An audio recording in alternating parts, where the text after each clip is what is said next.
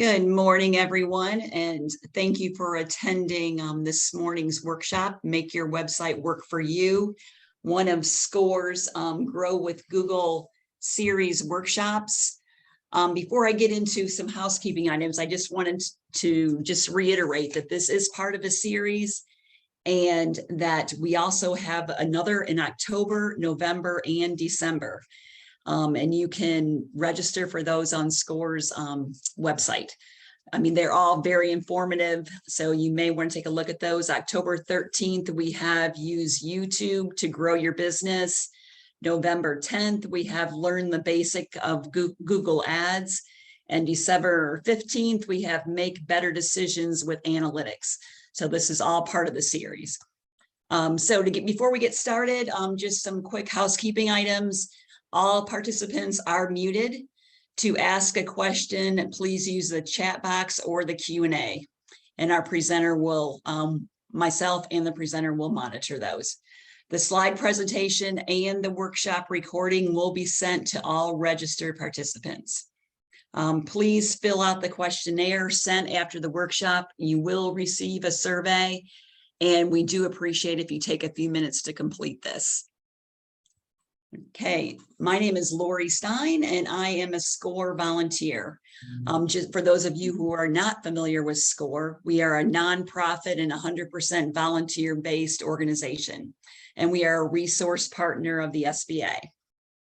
We do provide these educational workshops, which you can access on our website. We have several each month, and we also provide one-on-one mentoring.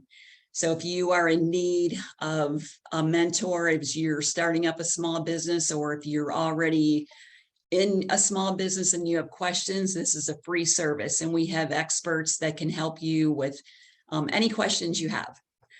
We are here to help small businesses in any way that we can. Our website is piedmontscore.score.org, and I will share some more information at the end of the presentation as well. So to get started, I'm going to introduce our presenter, Deming Bass. Deming has been an official speaker for the Grow with Google Partner Program since 2017. After an award-winning career as a Chamber of Commerce executive in North Carolina and Georgia, he led Constant Contact's marketing efforts across 6 states in the Southeast. To date, he's trained over 100,000 small businesses, nonprofits, and chambers on how to be better marketers. So without further ado, I'm going to turn it over to Deming. Thank you, Deming, for your time this morning, and we're looking forward to the presentation. Great. Thank you, Lori, and thank you all for joining us today. We've got a fantastic webinar in store for you. One thing I'll say very quickly before we get started is how much I appreciate SCORE. If you are not familiar with SCORE, I work with SCORE chapters all over the country with Google, and the Piedmont chapter is by far one of the best. And you saw some of the resources that they have there for you. And I tell people all the time, especially if you're really starting out, even if you've been in business a couple of years, the resources, especially that mentoring and the consulting that they offer, is just completely invaluable from people who have already gone through what you're going through, so you don't have to try to figure it out on your own. So I want to thank you guys for that, and definitely check out some of their resources after today's presentation. So today we're going to be talking about a website and how do you make your website great. So we're going to be talking about a couple things. One is, how can you do some things to your website literally today if you want to, even if you're not a marketing guru, even if you're not technical, you're not an IT person. I'm going to give you 6 things that you can go and do to your website. And when you do this, Google is going to love your website. So you're going to start showing up higher in the organic search results. But really, the thing I love about this webinar and this presentation is that the things that I'm going to be sharing with you will get you more engagement and therefore get you more customers and revenue for your business or your nonprofit. Because everything that I teach, it's not academic or theoretical. It's very step-by-step. Practical, easy to do, and basically almost everything on here you can do yourself. So it's very affordable. It doesn't cost a lot, but you're going to see that improvement to your website, because at the end of the day, we don't want to just have a website to have a website. We want to have a website where people aren't just coming and looking at it, but we want them to take that call to action, and we want to convert those visitors into customers. So that's what today is all about. These are the 6 characteristics of a fantastic website that I'm going to walk you through. One is a website needs to be goal-oriented. A lot of us, as you're going to see in a second, probably have never thought about this. What is the number one goal that you want your website to accomplish? Number 2, is it organized? Is it easy to navigate both for your visitors and also for Google and Google's web crawlers behind the scenes to understand? Is it useful? So does your website provide useful content? Again, we don't think about this. We just have a lot of facts and figures a lot of times, but are we providing value to our customers and visitors as they come? Is it functional? So does it help people do things that come to your website that are both helpful for them and to you? Is it intuitive? So is it easy to use on all devices, especially smartphones and tablets? What I say, and what you're going to learn by the end of this webinar, is you need to have a website where if I came there for the first time, I could have bought your product or your service in less than a minute on my smartphone. So we'll talk about that. And then finally, let me give you some tips of how you can make your website more search friendly, whether it's Google or any of the other search engines that are out there. So the first thing that we want to start with is a great website is goal oriented. Okay. Most of us, if we're being honest with ourselves, we created our website when we started our business because we just needed a website, right? We needed like a business card and all that stuff too. So we create it. Some of us, some of you may have inherited a website that was already there. And again, a lot of us never start with the fact of what is the number one goal that you want your website to accomplish. And you don't want to have a whole bunch of goals. You want to have one primary goal that literally when I come to your homepage or your website, it screams to me as a visitor what exactly you want me to do. Okay. So these are some examples of what those goals might be. It could be to simply build a brand, which is okay. But for me, when it comes to brand building, a lot of times I leave that up to the big guys that have tons of money and tons of time. For a lot of us, it's all about getting customers and generating revenue. So I like some of these other more specific goals where maybe you want to generate 20 leads per month from your website that you can go back and nurture and turn into customers. Or maybe you want to sell 300 units of your product in Q3. Or maybe you want to re-engage. You want to get those customers that have bought before to come back again and again and again. For a lot of us, right, we've really struggled with trying to find really good employees. So you may want to have a page on your website or an entire website designed to attracting and retaining talent. And then finally, for some of us, we may have complex systems or products or services. So you may want to have a website that provides some type of customer support. But for right now, as you look at these examples, what I want you to do is just write down the one that really jumps out to you that you want to focus on as a goal for your website moving forward. And I want you to keep that goal in mind as we go through the presentation, because I think you're going to find it'll be really helpful. So once you've decided, okay, this is my goal, I want to generate a certain number of leads, then what you want to do is really think through who is your audience. And literally imagine if you could get a coffee with somebody, your ideal customer. Just imagine you're at the table with them having coffee. You're looking across at them. What do they look like? Who are they? And really try to get into their head. Like, how do they act? How do they think? How do they live? You know, what's the demographics? What's the age range? What's the gender? Are they right there in Greenville or Spartanburg, South Carolina? Are they across South Carolina? Are they across the Southeast? Are they all over the world? But the more you can really get into the head of your customer, then the more your copy and the more your messaging on the website is going to really relate to them. If you're trying to figure this out and you're like, Deming, I don't know. The best thing you can do and the easy thing you can do is right now, just make a list of your favorite customers or your best customers and write down their names and then go and talk to them and invite them out to coffee and just have a series of questions and just find out a little bit more about them. And then this is a big one right down here is to really tap into and understand and try to think through and provide clarity on what is the number one pain point or the number one problem that only your product or service can take care of or solve? Or maybe what is that one big want, desire, or need that only your product and service can provide? And really think about that and hone in on that. And then always lead your conversations and your messaging with that problem or that want, desire, need that you can solve. That's a little tip for all of your communication. When you lead with the problem or the want, desire, need, you immediately capture their attention and you're going to hook them. All right, so once you have your big idea of a goal, you're thinking through your audience, then it really is important to write it down and make sure that your goal is a SMART goal. Now, you may have heard of this before. This is an acronym for the goal being specific, measurable, attainable, relevant, and time-bound. And a lot of you right now are seeing this or hearing this. You've heard of this before, and you're like, Deming, come on, this is basics. Well, this is important because this is the fundamentals, and this is what so many of us skip over the fundamentals to get to the shiny, sexy objects trying to grow our business. And what happens is when you skip over the fundamentals, it becomes a house of cards. So don't skip over this, okay? Don't think that you have the goal in your head. Write it down. Specific means it needs to have a number attached to it. That's going to help it be measurable. It needs to be realistic, so it needs to be based on past experience. So don't go out and create a website this month and then set a goal that you want 300,000 people to visit by next month. It's not realistic.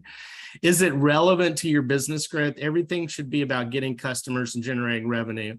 And do you have a time limit or a deadline set to it? Okay. So these are some examples down here of what those goals can look like. And you can see they're not big, long, drawn out, complex goals. They're very simple, right?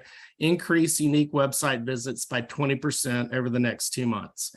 Promote seasonal products online and generate 10% more in-store purchases over the next quarter, or maybe add 1,000 new email subscribers in 6 months. You can see in each of these goals, you can see there's numbers, 20%, 10%, 1,000. They're all specific and measurable, probably attainable.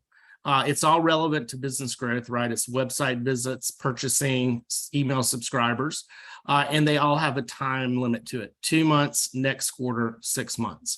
So take a second right now and sort of jot down quickly the beginnings of what you think that SMART goal would be, based on what you picked earlier. And again, you can go back to this after the webinar and really fine tune it. But again, make sure that it's specific, measurable, attainable, relevant, and time-bound.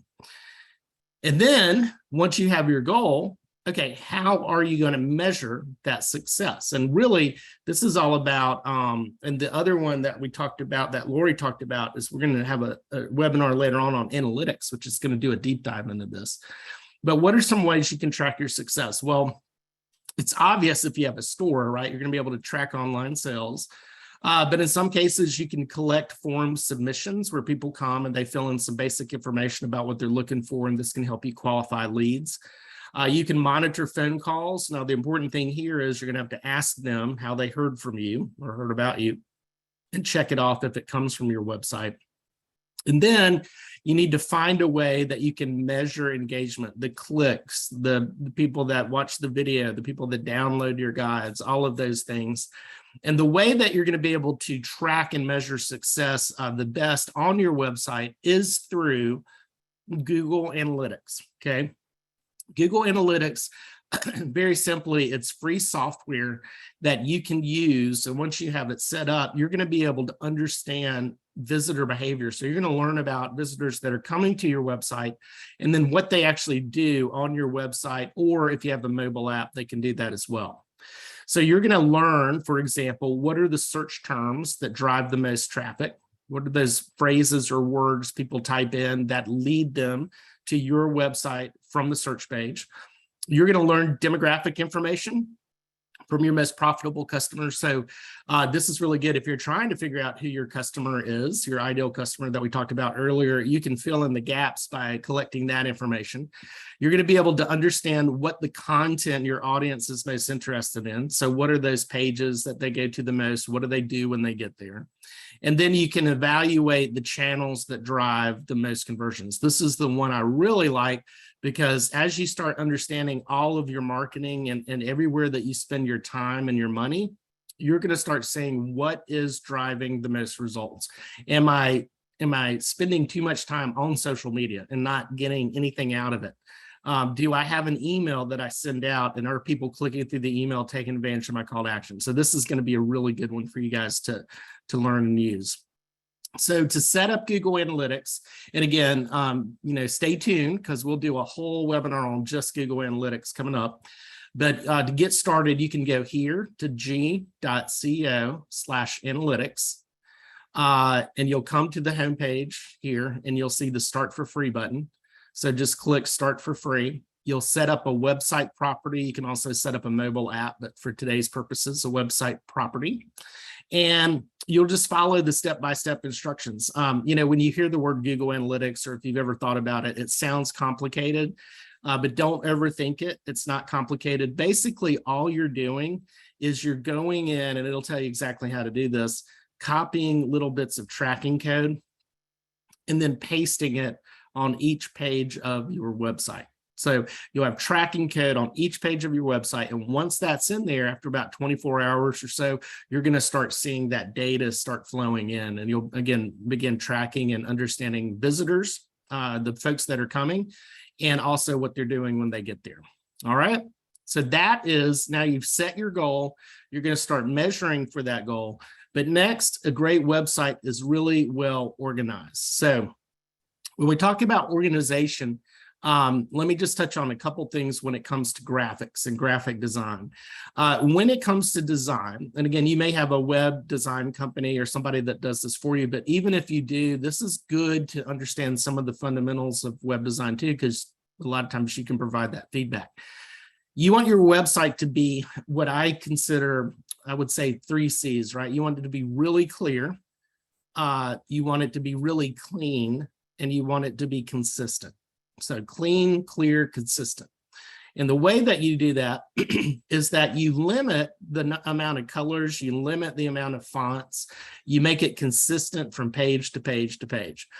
So with colors, you don't want to have a whole bunch of different colors all over the place. Pick the top maybe 2 or 3 colors of your brand and have them consistently show up across the website. Same thing with fonts. You really don't need anything more than a headline font, a subhead font, and a body copy font. And the same thing with the sizes. No more than 3 sizes for the headline, the subhead, the body copy. And the reason this is so important is, think about it. If I were to come to your website and you just had all sorts of colors all over the place, you have 10 different fonts and the different sizes. Sometimes the headline is one side, it's on one page, and another size on another, and the body copy is different everywhere. Sometimes it's a comic looking font. Sometimes it's a serious looking font, right? And you're doing that page to page to page, and it's not consistent. You're going to come across looking very scattered, right? And that is not a great first impression. So when you have consistent colors on every page, consistent fonts on every page, that consistency equals competency. You may want to write that down too. That's a good little lesson. Consistency equals competency when you're online. So both for your website, and also think about anything you do online, like your social media, right? If you post regularly on social media, that consistency tells people you're competent. But if you post on social media and then you don't do anything for 2 years, and then you come back and you post once and you don't do anything for 6 months, that's not consistent, right? And so what are people thinking? What do you think when you see that? You're like, well, are they out of business? Or what's up with that, right? So consistency equals competency. Graphics, when it comes to graphics, you don't have to overdo it. I love images that you're going to see in a second of shiny, happy people using my products and services, or highlighting if you have a particular product. Functionality, we're going to talk about this in a little bit. Layout and content, one of the things that I'll share with you here is that you want your information in bite-sized chunks. You don't want to have too much copy, too many paragraphs. People don't, you want to know a dirty little secret, actually? All right, so lean in, don't tell anybody, it's our secret. People don't read websites. Nobody reads websites. They skim websites, right? If you think about it, when you go to a website, you're not reading everything, you're skimming it, right? So bite-sized chunks with a lot of white space is really important. And of course, depending on who you're using, WordPress, Wix, Shopify, all of those, they have themes and they have templates that you can use that really have taken a lot of the guesswork out of this. But still, you'll find some people go in and then even when they use that, they manipulate it and they try to add too much, and you don't want to do that. So next, when you look at your overall entire website, it needs to be organized in a way that makes sense to the visitor that's coming and also makes sense to Google. So this is what we call information architecture, or IA. And the coolest thing about this slide is that I was able to say information architecture. So it makes me sound smart. And you can tell people tonight, what'd you do today? Well, I studied up on some information architecture, and you'll sound smart too. But anyways, all this is a fancy term for what is the roadmap or the blueprint for your website. And here's something that I always like to share. Really, no matter who you are out there, no matter what your product or service is, no matter how small you are, no matter how big you are, what you see right here, honestly, is really all you need for a really good website. You do not need hundreds and hundreds of pages on your website. All you need is a really strong homepage, as we'll talk about more in a second, where when people come here in 5 seconds or less, they're going to know exactly what you do. They're going to know exactly how you're going to make their life better. And they're going to know exactly how to do business with you, how to get your product or service. Okay. Then you need an About Us section. And the whole point of the About Us section is to build up the credibility and the authority of who you are and to get people to like you and trust you, right? We all do business with people we like and that we trust. So that's your point. That's the whole goal of that web page. Products, overview page, or if you're a service-oriented business, a service-oriented page. And then what's the logical way that people would come down and search for different groupings of your products or your services? And then finally, over here, the Contact Us page, obviously, is how they're going to do business with you, or shopping cart page. But this is really all you need on your homepage. You don't have to overthink it, and you don't have to spend a whole lot of money and have a whole bunch of different pages. So some tips for your homepage itself when you come to it. I mentioned earlier, your homepage, people need to know in 5 seconds or less what you do, what is the value you bring, how is it going to make my life better, and how do I do business with you? This is what's called the grunt test. And the grunt test was created by, if we have any StoryBrand fans out there, StoryBrand CEO Donald Miller. And in fact, a great resource for you guys, 2 great books that I would recommend. So they're real cheap and really great. One is called Building a Story Brand by Donald Miller, which will help you really tie in your messaging and provide clarity to your messaging. And then the other book is called Marketing Made Simple. Marketing Made Simple, both by Donald Miller. Marketing Made Simple actually does a really good job of walking you through each section of your website and how it should be laid out and the purpose of it. It's really, really good. But the grunt test is basically when somebody comes to your homepage, and let's say they've never been there before, within 5 seconds of just glancing at the very top of your homepage, whether it's on the tiny screen of a smartphone or a tablet or a computer, when they look at that, they will know in 5 seconds or less what you do, how you make their life better, and how they get it. So write that down. They need to know in 5 seconds or less what you do. Number 2, how are you going to make their life better? And number 3, how can I do business with you? How can I get your product and service? Okay. The way that you do this, and if you just do this one thing on your website, and you can go and do it today, you're going to see almost immediate increase in engagement. Your headline should be very simple. Your headline should not be creative. It should not be cute. It should not be clever. It should just tell people what you do, right? I am the best landscaper in Spartanburg, South Carolina. Your subhead, which would be the sentence or the words below that, should simply tell people how you're going to make their life better. So I'm a landscaper. I'm going to make your yard the envy of the neighborhood at affordable prices, right? And then right below that, and guys, if you just do this one thing, huge turnaround, really big call to action button that tells them, it jumps off the page and tells them exactly what you want them to do. And so you want to be very specific. Buy now, shop here, reserve your seat, schedule an appointment, get a quote. But when you have that button there, you're ready to go, you're going to start saying, when people see and they skim it, 5 seconds or less, they know how to do all that. They're going to start clicking and you're going to start getting engagement. The other thing that you want to do, as you can see here, is have short, really descriptive names and labels. So you can see here, I'm not the audience for Missouri Star Quilt Company, so I don't know what a notions is or a block. But people who know about quilts know exactly what that is. So they're going to go right to those pages. And then keep the most important information in the main navigation. So you're always your most important information up at the top. And again, the grunt test allows you to do that. One last thing that I'll share with you, another little subconscious tip. Whenever anybody goes to a website, when you go to a website, your eyes automatically start in the top left. And within less than a second, you basically do a Z pattern of scanning with your eyes.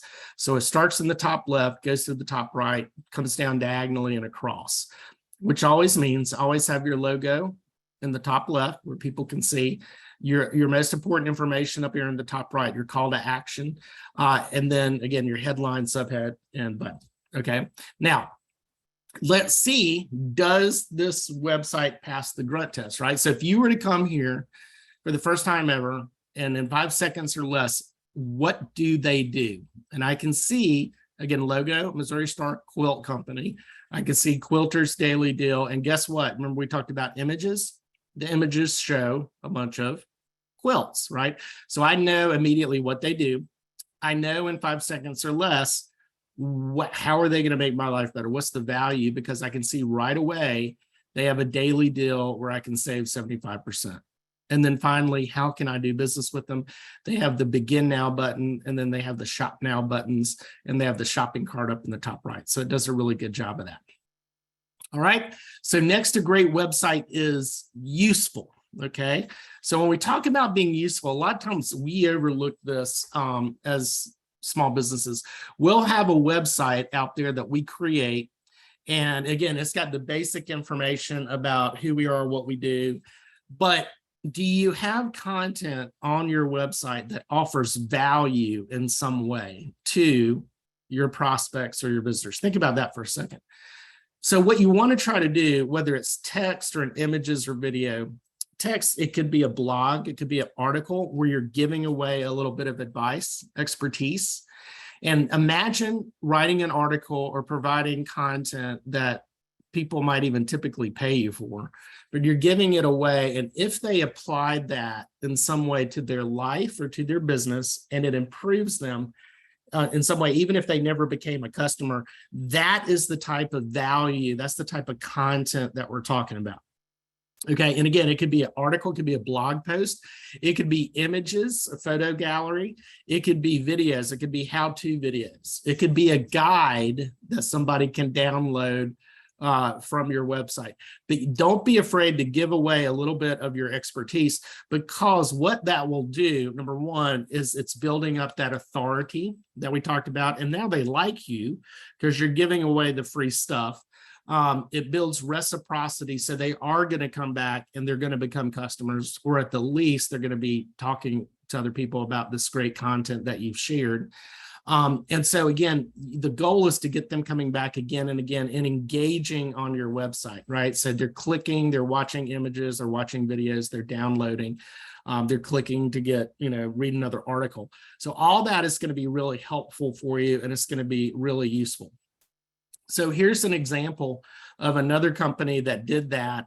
If you were to go to their blog, What you will learn is the story of Partake Cookies is that they had kids that had gluten-free and allergy issues, and so they can never find really good tasting cookies or desserts, okay? And so they ended up just on their own trial and error coming up with their own recipes so that their kids could have these yummy cookies. Well, that started the company. But what's crazy, you can go here and you can actually, they give away their recipes, right? So they're giving away their secrets, their recipes, so that you can make it on your own at home without even buying their cookies, right? So how cool is that? You're trying it out. But again, you know, at the end of the day, do people really want to bake their cookies all the time? No, they're going to come here and they're going to shop. But it does create that like really cool sense of goodwill. Now, the other thing that I like about this website is going back to the grunt test again. What's great about this website is if we take the words away, right? If we took all the words away and all you saw were the image, would you know in 5 seconds or less what this company does? And you would know in 5 seconds, yep, they're cookies. It's something about cookies, right? So again, when you do that Z pattern and you look here in 5 seconds or less, again, looking at the headline, the subhead, and the button, can you tell me what they do, right? Yes, super delicious cookies, right? Not clever, not creative, not drawn out headline. It gets right to the point. What do they do? Super delicious cookies. All right, how is it going to make my life better? What's the value they bring? That are also gluten-free, vegan, and allergy-friendly, okay? Now, that's if I'm their audience, that is it. That's what I'm looking for. And then here's the pop quiz for all of you. I want you to lean in and think about this hard. Is there any doubt in your mind how you can get some cookies from Partake Cookies? Right? So I love this button, right? It doesn't even say shop today or buy now. It's like get some cookies. So you can see very simple, but very powerful, and they're going to get a lot of clicks on that button. And again, the more you get clicks, the more that's telling Google you have great content. And again, that's going to help you, as you're going to see at the end, rank higher than your competition. Next, a great website is going to be functional. So when we talk about functionality, we're talking about features that allow site visitors to take certain actions on your website. And this can be helpful for them as well as you, as you're going to see in a second. This can help you be even more productive. So the first simple tool can be a site search. A lot of times this will be up in the top right, where people can type in and immediately find a product or service. It could be an online form that people can fill out to provide more information about what they're looking for, and this can help you qualify leads.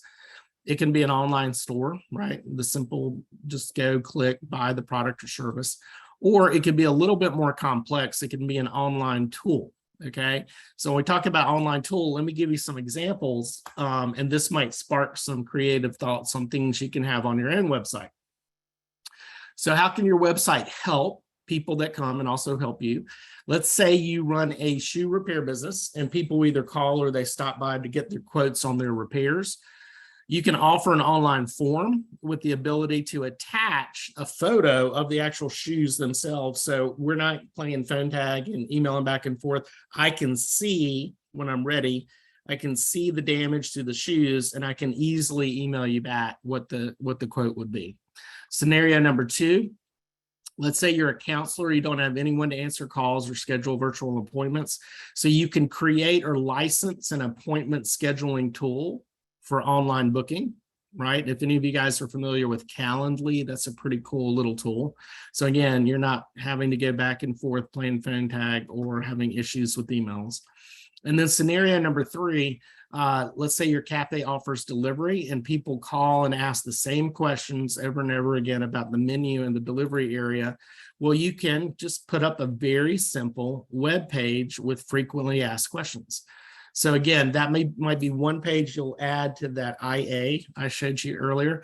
And again, when you hear me say, oh, frequently asked questions page, some of you are like, Deming, come on, seriously? That doesn't sound very cool. And I'm like, well, no, but when you set up your Google Analytics and it starts tracking your data, one thing you're going to find is your frequently asked questions page is probably going to be one of the most frequently visited pages as well. And the reason for that is, again, don't overthink it. People are coming because they just have questions that they want to know about your product and service. So that's going to be really helpful for them. And by the way, the reason all this is important too for Google, and as you'll see with search and showing up higher in the search results, again, if you've got people clicking, sending you photos, clicking to book events, clicking on a page to go read, all of that is telling Google you have very good content, because people aren't just coming to a page and leaving. They're coming to your page, they're sticking around, and they're engaging with that content. So you have got better content than your competitors if your competitors don't have any of this. If all they have is just information on a page that people read, people are just going to come and leave. Okay, makes sense? All right, next, a great website is intuitive. So think about this stat, and I always tell people on my webinars, don't listen to me, don't believe Deming, don't believe Google. Just use your own life experience to test all this out, right? But think about it. 9 out of 10 times when people have had a really helpful or relevant mobile brand experience, they said they would purchase from the brand in the future. So what this means is, how many times have you, like in the moment, maybe it's impulse, spontaneous, you're ready to get something. You pull out your smartphone, you go to a website, you are ready to go, and you can get that product or service or sign up or whatever in less than a minute on your smartphone. And it's super easy. And when that happens, you're way more likely to come back again and again, right? But of course, the reverse is true as well. The problem is 46% of people say they would not purchase from a brand again if they had an interruptive mobile experience. So again, think about your life. Think about how many times you've been in that moment, you're ready to go, you go to the website, and then it takes 8 seconds to download. It takes forever. And you're not waiting around for that, or every page takes super long to load. Or when you go to check out, you can't check out as a guest. You have to like create an account. Or when it's time to put in your financial information to buy it, they're asking you for more and more questions for stuff you don't want to give them, right? Whenever that sort of stuff has happened, you're not going to come back and buy it again and again. So what I want you to do is to think about, if you've ever thought about, and you probably haven't because nobody sits around and thinks about this except people like me, but a website a company that does this great. Does anybody know what it is? The company that does this amazingly, making it intuitive, is Amazon, right? How many times have you been to Amazon and you go and literally in 1 click, 2 clicks, you were done. You're in and out. Next thing you know, you got all sorts of boxes arriving at your door and you don't even remember what you bought, right? And it's like Christmas every day. The reason Amazon has been so successful is because they make that super easy and intuitive for you to do. Now, here's the thing. Amazon's great, but I love you guys. I love small and medium-sized businesses.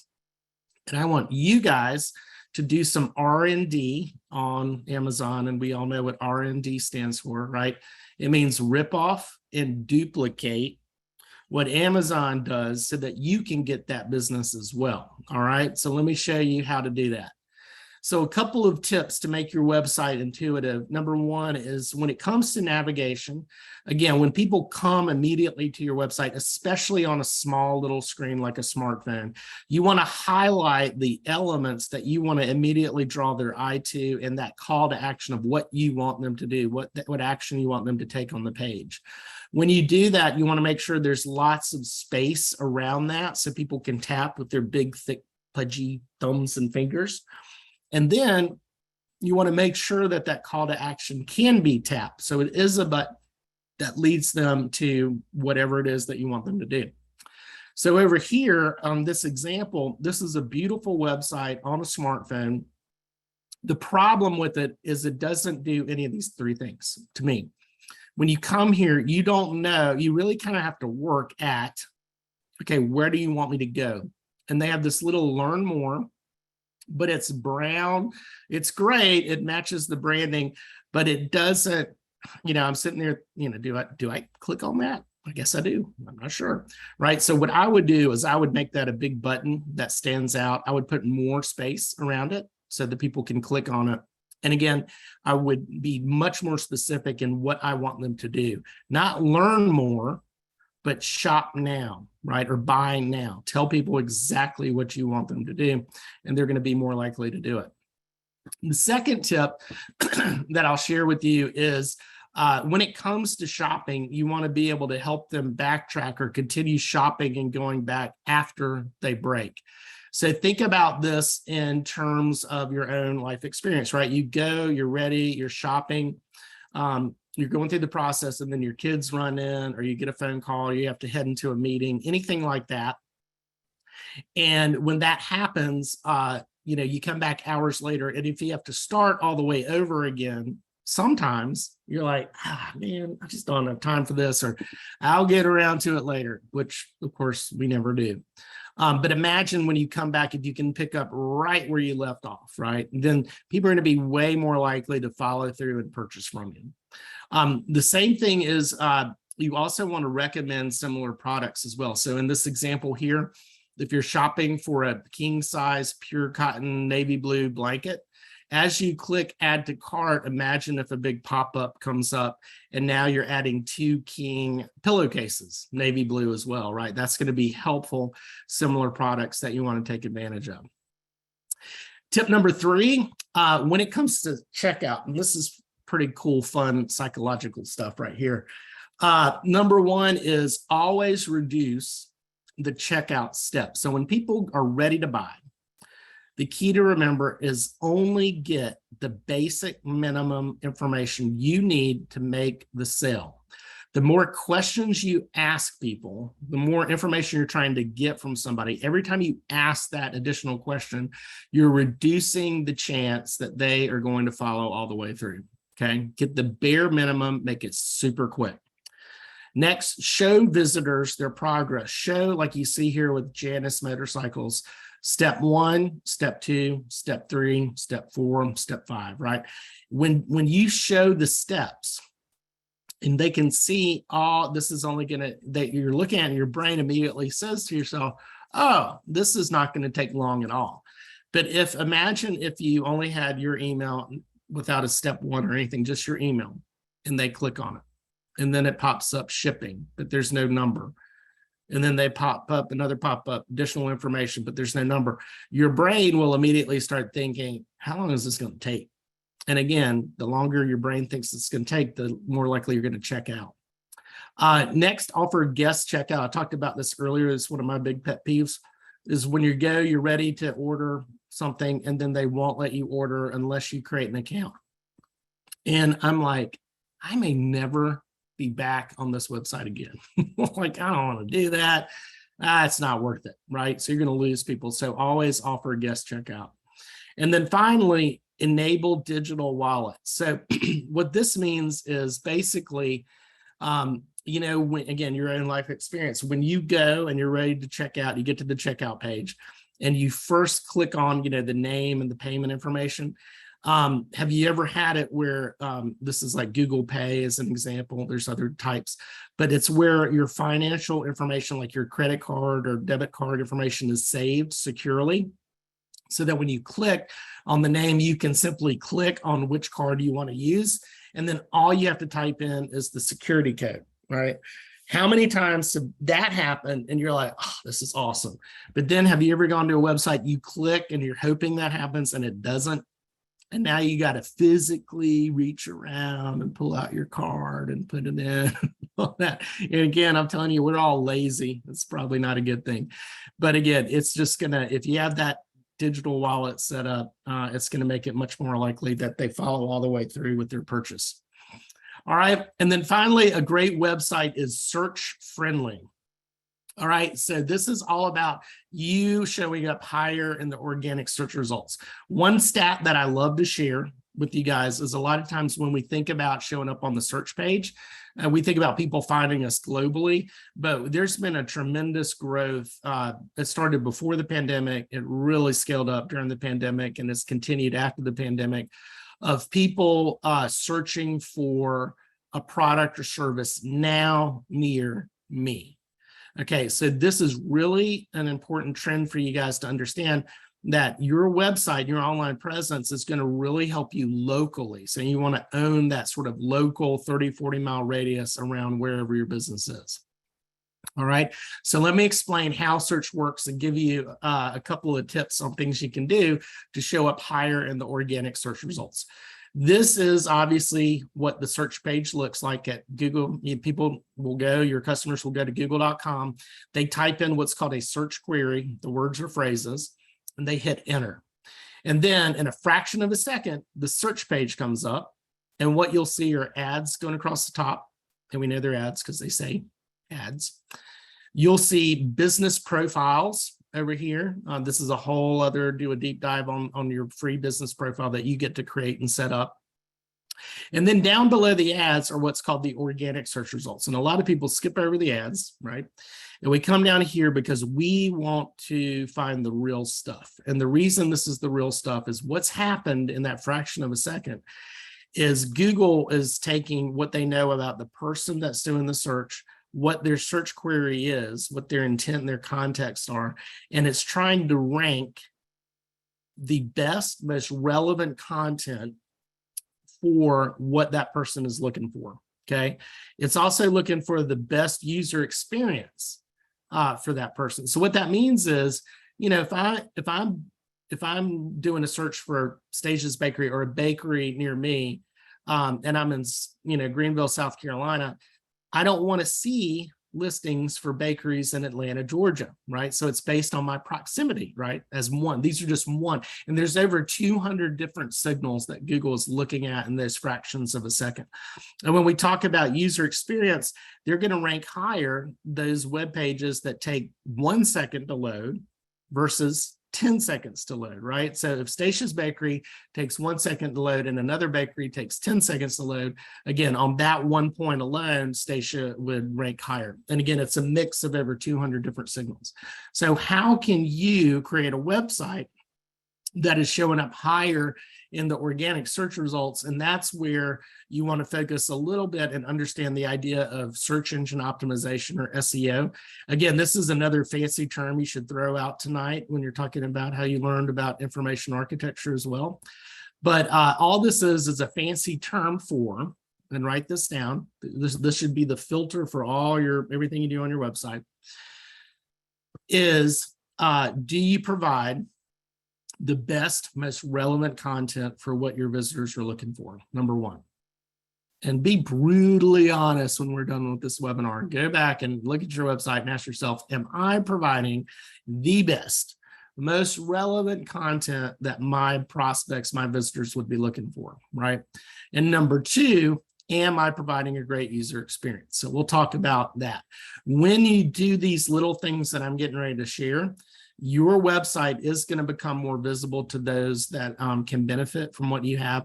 You're going to be ready and you're going to be able to connect with consumers in that moment, making those immediate buying decisions, and you're going to increase the number of potential customers.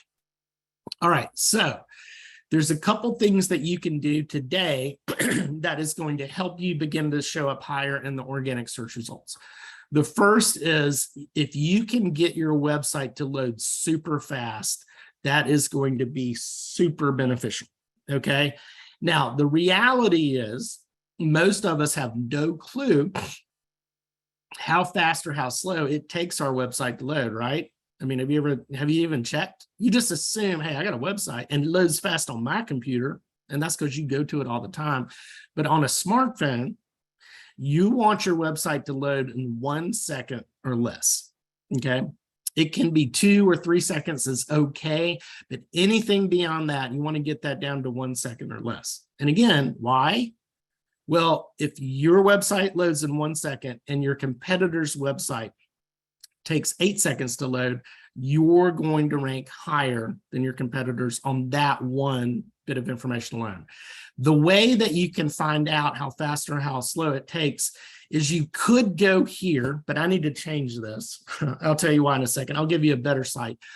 You could have gone here, g.ca/testmysite, Although we just learned that I think they're getting ready to probably get rid of this and shift it over into Grow My Store. So hold off, because I'll show you that link in a second. But you could go here, but you'll get a little message. And basically, this is going to show you when you go to the Grow My Store tool that you'll see in a second. It'll show you how fast or how slow it takes to load. And more importantly, you'll be able to download, get a report emailed to you, and it'll point out all the little things that are wrong on your website or that are slowing it down. A lot of times it has to do with images or coding.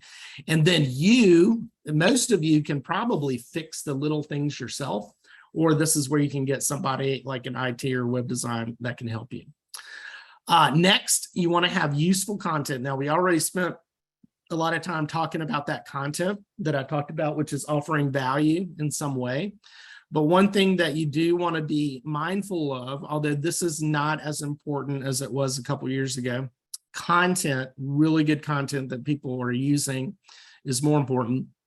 But don't forget to use relevant keywords. Think about, and again, don't overthink it.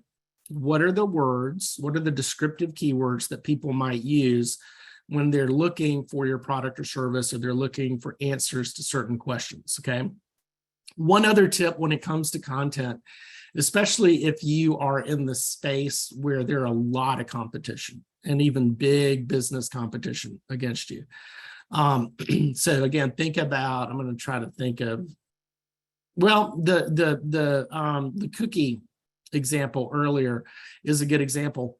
Is try to think about what is a niche? What is a small, tiny niche group within whatever your industry or area is, and really focus on that, right? So you had the cookie company that I showed you earlier, but they were all about the gluten, allergy-free, cookies, right? So they are going to show up. You're going to have a lot more success on the search page than just a regular cookie company, right? So think about that, whatever you do. How can you find a certain niche that you can specialize in? And then over here, when it comes to text links, you want to be able to have links clicking throughout your website, taking them to other relevant pages. Because again, that's clicks, click, click, click. That's telling Google good content, really good relevant content. They're engaging with it. But the other thing that's important are external links and backlinks. And what this helps you with is, remember I talked about the over 200 different types of signals? Well, one of those is, okay, how credible are you as a website? And how authoritative are you as a website? So that's things like, have you been around for 10 years? Have you been around for 1 year? Well, one way to build that up is if you can get with your group of friends and the folks that you send referrals to, and you can ask them to create links that come into your website. These are called backlinks, and then you'll send links to them. So maybe you have a referrals or a resources page, and you're sending it out to your network, and then they're linking into your network. And what that does is now their websites may have been around for a lot longer. They may be various stages of what Google considers credible or authoritative. And that's rubbing off on you, right? You're not going to have, if you're not going to be credible, if you did, you wouldn't be considered credible if you were just by yourself. But if you're linking out, people are linking in, okay, this is a legit website, right? So that's all popping up for Google's web crawlers. Next, we talked a little bit about this earlier, but page titles and descriptions, go back and make them as descriptive as you can, okay? And again, think about the keywords that people would use, make them as descriptive as you can. One of the easy things you can do today, right now, is you can go in and change, most of us have an About Us page, right? Change About Us to About, and then change it to the name of your company. And because people are searching for the name of your company, and a lot of times our products or services are listed in the name of the company too, right? Information architecture, we already talked about that. And then finally, you need to make sure that your website looks great on all browsers and all devices. So this gets back to that good user experience. What this means is you need to make sure that your website is mobile friendly and mobile responsive. And the reason for that is over half of all traffic nowadays is happening on smartphones and iPads and tablets, okay?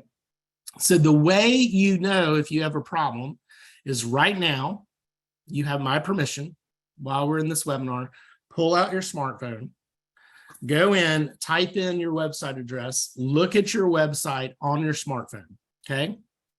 Go ahead and do that. And if you pull it up and if your entire website is really shrunk down on this little itty bitty screen on your smartphone, and you have to pinch and zoom and move in and out, try to move it around so you can read it, you do not have a mobile responsive and mobile friendly website. The bad news is that you have never gotten any business from your website. It's been costing you money. If that's the case. The good news is you've learned that today, and now you're going to make the change, and now you are going to get business. So what that means is you need to go, whoever you're using, WordPress, Wix, Shopify, whatever, and you need to find a newer template. And all the templates, all the themes out there are going to be mobile responsive. Now, what mobile responsive means, without getting too technical, is that it's technology that identifies when somebody comes to your website, they know the device they're on. It knows, is it a smartphone or a desktop? It knows what type of browser they're coming on. And so it knows what it looks like. And so it'll magically move things around so that your website isn't shrunk down on a smartphone. It's magically, lines are moved around, and it just looks great on a smartphone. It looks great on a tablet, and it looks great on a desktop, all done automatically. So that's what that means. So make sure it's mobile friendly, mobile responsive. All right. So how does all of this work together? Well, if you follow what I just shared with you, these 6 characteristics of a great website, and it's really strong. So now people are coming, and in 5, it's loading in 1 second. It looks great on a smartphone. They know immediately what you are, how it makes their life better, how they can get it. It's functional. There's offering value. They're downloading things. They're watching videos. They're more likely to come back. And then again, in 5 seconds or less, people are clicking on that call to action. So now they're buying your product, they're scheduling the appointment, they're getting that consultation, right? Now you can use your business profile. Again, stick around with our series with Score Piedmont, because we'll do a deep dive on these. Your business profile is now driving traffic. I think next month we talked about, Lori mentioned, next month I'll show you how to create a YouTube channel and create some great videos. Now your YouTube is driving traffic to your website. With the making it more search friendly with those tips I just shared, now you're showing up higher in the organic search results, and now you're getting more traffic. And then if you want to, you can run a Google ad campaign that's also driving to your website. All of this increase in traffic is also creating this upward positive spiral where you're going to be showing up higher in the organic search results, because again, at the end of the day, now you have a website and you are providing the best, most relevant content with a great user experience. All right. So I want to wrap it up with a couple of great resources for you, and then I'm going to turn it back over to Lori, and I'm going to take your questions. Couple of great resources. If you ever want to become an expert at anything related to Google, you can go here to our skill shop, g.co skill shop. In fact, I'm going to be on here probably later today. One of the things we do as trainers, we have to be certified. So I'm going to go in and get all excited about some analytics. But you can go in and you can take the free e-learning courses that you can take on your own pace. So you can go into analytics, you can become the next YouTube sensation, you name it. Great, great content here. This is also really good to get your middle schoolers or your high schoolers to take, and you can even become certified. And this is going to give them a leg up on the competition. The next resource, and this is what I mentioned, that Test My Site tool, I think is going to be going away, but your Test My Site is basically part of this other tool, more robust, called Grow My Store. So you can either Google Grow My Store, or you can go down here to g.co/Grow My Store. And basically, it runs a little diagnostics test on your website, and it'll show you how fast or how slow, how to fix it. But also it gets into, the intuitiveness of your website. So it'll give you tips and things you can do better on your website to make sure that people follow all the way through and they get your actual product or service. And then if you're like me, a lot of times I like to see people do things that I'm teaching. So if you want to see, and this webinar really doesn't apply, but you can see things like somebody creating a business profile, somebody creating a YouTube channel on these quick help videos that we have on YouTube. So if you go to YouTube, you'll find all of these quick help videos that are quick, 3 to 5 minutes, showing people actually doing a lot of the stuff that we teach.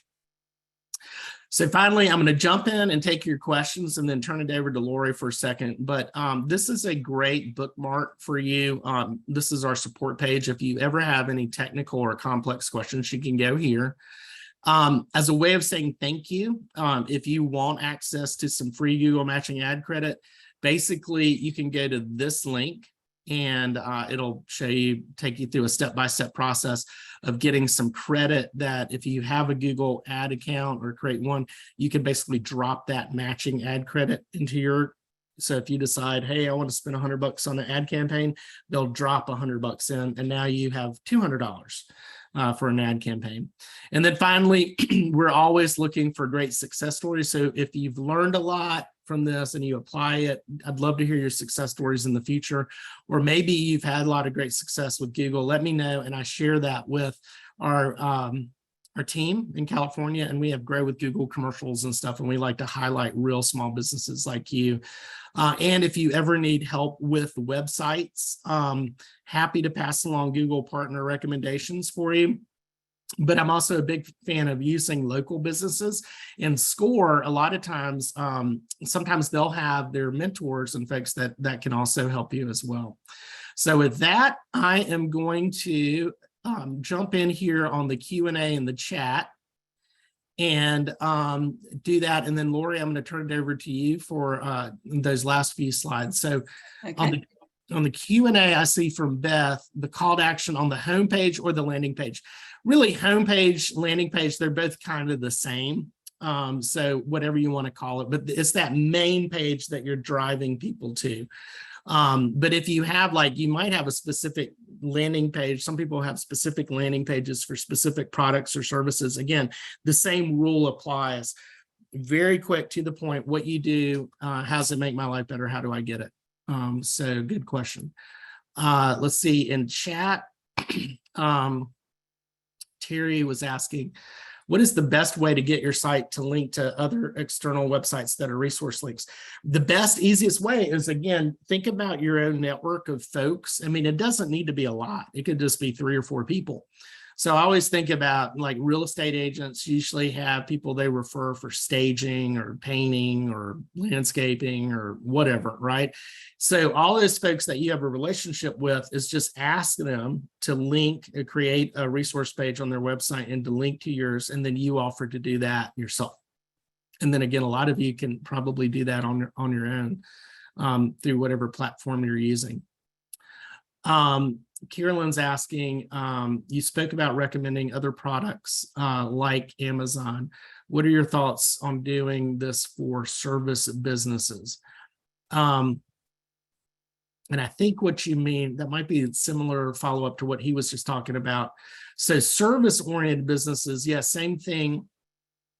You can recommend other folks within your network, for, those services, other that sort of surround whatever it is that you do, or that play into whatever it is that you do. Again, just come up with a list of, just start 3 to 5 people and create that resources page and then link back and forth to them. Another thing we do, a lot of times we'll have chambers of commerce that host these. Chambers are another great way to join your chamber. They have a membership directory that links to their members. And so a little bit of their credibility is rubbing off on you. Terry's asking, yes, so we will be sending you guys a copy of this presentation. And we also, I think Lori has a recording as well. Yes. And then Carolyn is saying, okay, I was talking about recommending other services that you provide. I'm not sure what you mean. Yeah, I'm not sure I understand that one, Carolyn. Talking about recommending other services that you provide or that I provide. And for me, I recommend that you provide. Okay, yeah. So, all right, let me come back up to that original recommending other products like on, yeah, okay. So I think I know what you're saying. So usually with service-oriented businesses, and not really knowing what exactly you do, but with service-oriented businesses, the best call to action is that you want to have that schedule, that appointment or that consultation. That's usually the best call to action if you're not product oriented, but you're service oriented. And again, that's where you really keep track of that. And then, especially if you have a close rate. So again, if you can get 10 appointments, you could talk to people and you can close, 2 or 3 of those on average. You can start kind of running the math on that. So Carolyn, so perfect. So in your case, marketing agency, email marketing, SEO, all that, everything that we talked about. So I would, if I were you, I would have my call to action to be schedule a consultation with me or like a free review. Like, again, that's offering value, right? I'll do a free little audit on your online marketing and provide them some details on that. And that works really well. And then Terry was sharing on articles that I read. I use .org, .gov, and authoritative associations, hyperlink keywords that supported articles. Awesome. And she's a copywriter. So very good. That's awesome. Let's see if there's anything else. I think that is it. So with that, guys, thank you so much. I'm going to turn it back over to Lori and let you wrap it up for us. Okay, very good. Deming, thank you very much for another excellent workshop. And just again, a reminder that October 13th is his workshop on use YouTube to grow your business. And then there's another one in November and December, and you can reference our workshop on our website, our workshop calendar. Just a few things, follow up on SCORE. Again, just on requesting a mentor. You can go on to our website and fill out a request. It's an excellent service. It is free to you. You can get information on any area or, many areas about your business. You will be assigned a mentor. If they do not have the answers, they will pull in somebody that does, but it's an excellent service. So visit our website if you are interested. That's www.piedmont.score.org. And then also we are always looking for volunteers. We have more than 10,000 volunteers in 270 plus chapters across the nation. And we look for volunteers in many different areas. And you can see on this page, it's not just mentors, it's workshop presenters, etc. So if you're interested, again, go to our website and you can volunteer. And then I also just want to say again, on the workshops, we have a calendar on our website that you can access, and it's very specific by day what workshops that we offer. So if there's anything that's of interest that you need some information on, please do that as well. And then here is social media, all of our links here. And you, Deming will be forwarding the presentation to me, and I will be getting that out to you along with the recording no later than the end of day today. So I would like to thank you all for participating, and hopefully we'll see you again. So thanks and have a great day. And Deming, thank you so much. Great. Thank you, Lori, for hosting this. Look forward to seeing you guys next month. Thank you.